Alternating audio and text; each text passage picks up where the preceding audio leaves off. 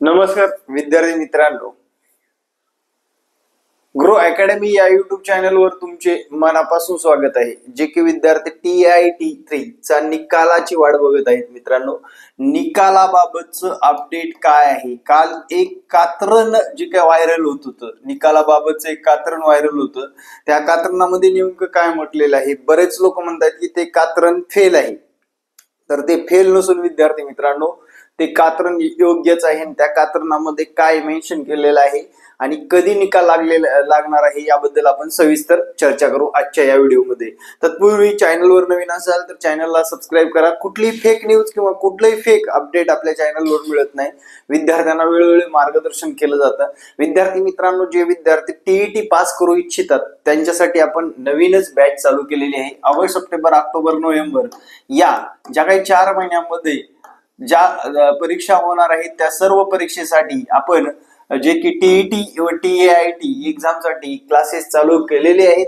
ज्या विद्यार्थ्यांना हवं आहे त्यांनी मला या संपर्क क्रमांकावर संपर्क साधायचा आहे.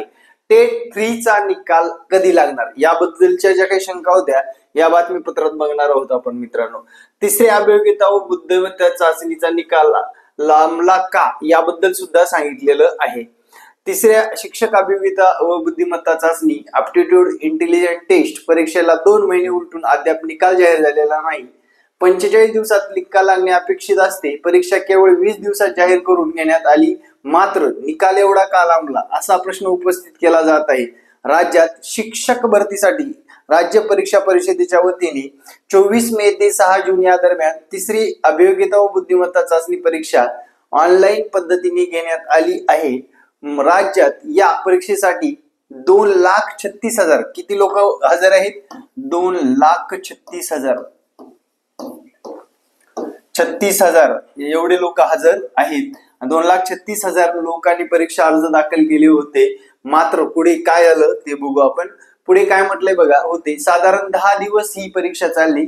त्यानुसार राज्यभर विविध जिल्हा स्तरावर केंद्रे निश्चित करण्यात आली होती. निकालाकडे उमेदवार डोळे लावून असून त्या अभावी भविष्यातील दिशा मार्गही त्यांना ठरवता येत नाहीत. या संदर्भातील राज्य परीक्षा परिषद आयुक्तालयाने निवेदनही पाठवण्यात आले आहे. उमेदवार आंदोलनाच्या पावित्र्यात असल्याचे युवा विद्यार्थी असोसिएशनचे तुषार देशमुख यांनी सांगितलेलं आहे. ही संघटना मस्त काम करते. मित्रांनो, सपोर्ट करत चला या संघटनेसाठी. जी काही सर्व संघटना चांगलं काम करतायत, पण विद्यार्थी मित्रांनो त्यातलं त्यात अपडेटेड म्हटलं तर युवा विद्यार्थी असोसिएशन तुषार देशमुख सर हे चांगलंच काम करतायत. आणि त्यांनी दिलेलं उत्तर काय बघा. अभियोग्यता व बुद्धिमत्ता चाचणी परीक्षेच्या निकाला संदर्भातील प्रक्रिया प्रशासकीय पातळीवरून सुरू आहे. येत्या आठवड्याभरात निकाल जाहीर होईल म्हटले. मित्रांनो, होईल असा अंदाज पण नाही. निकाल कधी जाहीर होईल? येत्या 8 दिवसामध्ये, म्हणजे साधारण मित्रांनो 1 ऑगस्टची बातमी आहे. 1 ऑगस्ट ते 7 ऑगस्ट या दरम्यान आपला कोणत्याही दिवशी निकाल लागू शकतो. आज, उद्या, परवा, तेरवा कधीही लागू शकतो. त्याला बंधन ठेवलेलं नाही, कारण आठवड्यामध्ये निकाल जाहीर होईल असं सांगण्यात आलेलं आहे. म्हणून विद्यार्थी मित्रांनो, आता फक्त 7 दिवसाची प्रतीक्षा राहिलेली आहे. आणि या 7 दिवसामध्ये तुम्हाला काय करायचे? निकाल पाहण्यास सज्ज व्हायचे, धीर धरायचे. आता राहिला विषय, बरेच विद्यार्थी म्हणतात की फ्रॉड झाला. तर मित्रांनो, 45 दिवसामध्ये निकाल लावणं अपेक्षित होतं. 6 जून ते 6 जुलै साधारण हे 30 दिवस.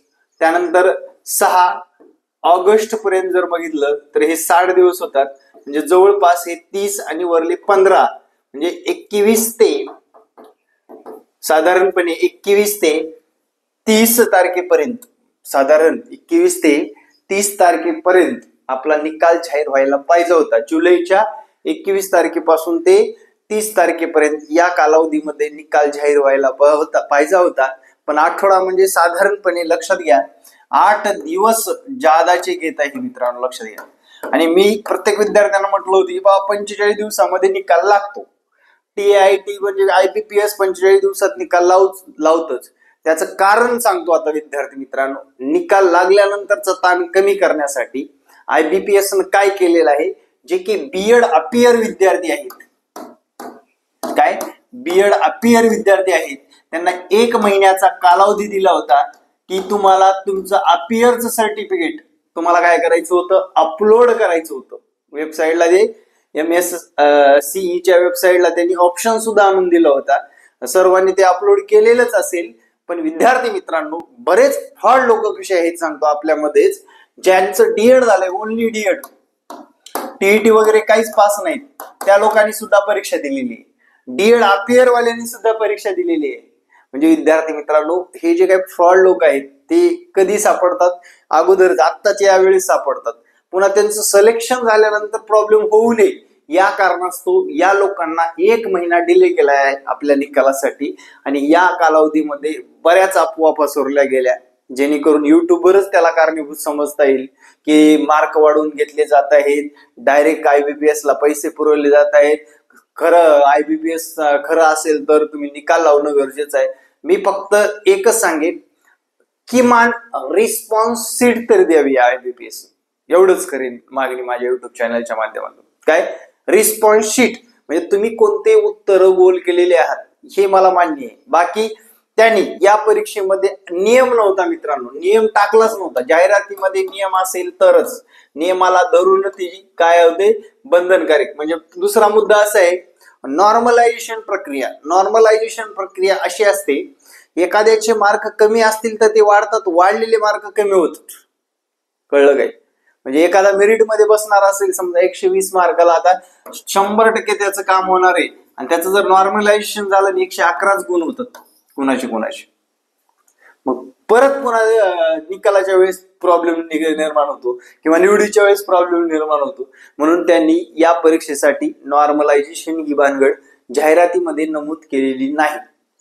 आणि दुसरा मुद्दा जर बघितला, त्यांनी रिस्पॉन्स शीट द्यावं किमान. आपण आता जास्त 2 महिन्यामध्ये या रिस्पॉन्स शीट घेणं बंद करायचं. 6 तारखेला 2 महिने होतात परीक्षा संपून, बरोबर. परीक्षा संपून शेवटच्या डेट पासून 6 ऑगस्टला 2 महिने होतात. म्हणजे साधारणपणे 15 दिवस डिले आपल्याला काय निकाल लागत आहे, लक्षात घ्या. 15 दिवस डिले निकाल लागत आहे. त्यामुळे विद्यार्थी मित्रांनो, निश्चिंत राहा. या आठवड्यामध्ये आपल्याला निकाल बघायचे. सर्वात महत्वाचं तुमचं ते आय कार्ड वरला रोल नंबर तुम्ही चेक करून ठेवा. रोल नंबर हरवलाय असे प्रकार नाही व्हायला पाहिजे. आणि विद्यार्थी मित्रांनो, निकाल बघून आपल्याला पुढली प्रक्रिया म्हणजे आपलं स्कोर कार्ड लगेच डाउनलोड करून ठेवायचे. आणि स्कोर कार्ड डाउनलोड करून ठेवलात मित्रांनो, ही 100% तुम्हाला विद्यार्थी मित्रांनो येणाऱ्या काळामध्ये त्या स्कोर कार्डचा फायदा नक्कीच होणार आहे. Thank you very much. जय हिंद मित्रांनो, भेटू नेक्स्ट व्हिडिओमध्ये. जय हिंद, जय महाराष्ट्र.